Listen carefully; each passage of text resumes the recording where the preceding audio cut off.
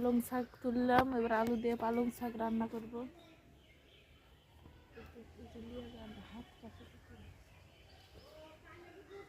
কটা ধনের পাতা তুলবো, ধনের পাতা তুলে নেবো ওখান থেকে।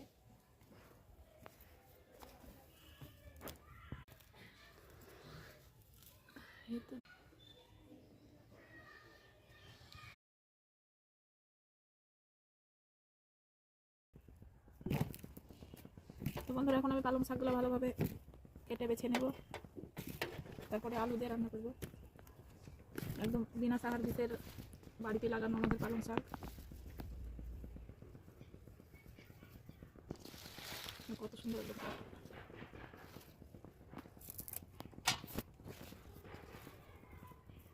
এরকমভাবে সবগুলো বেছে নেব। তো বন্ধুরা, এই তো পালং শাক আর আলু দিয়ে রান্না করব। আলুগুলো কাটা হয়ে গেছে, কড়াইতে তেল দিয়ে দেবো, শুকনো লঙ্কা, পেঁয়াজ কুচি, রসুন কুচি, দুটো তেজপাতা, গোটা জিরে, কালো জিরে, আলুগুলো দেবো,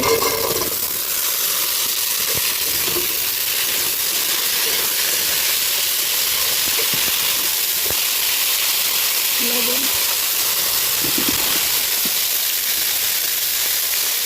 হলুদ,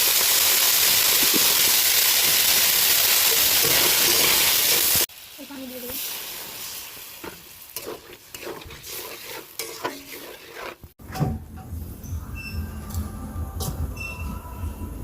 শাকগুলা কেটে নেব,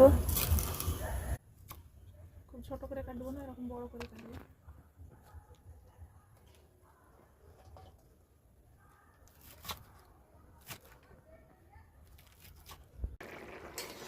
তো বন্ধুরা, আলুগুলো সিদ্ধ হয়ে গেছে, এবার শাকগুলো দিব, শাকগুলো দিয়ে নামিয়ে দেবো ফুটিয়ে।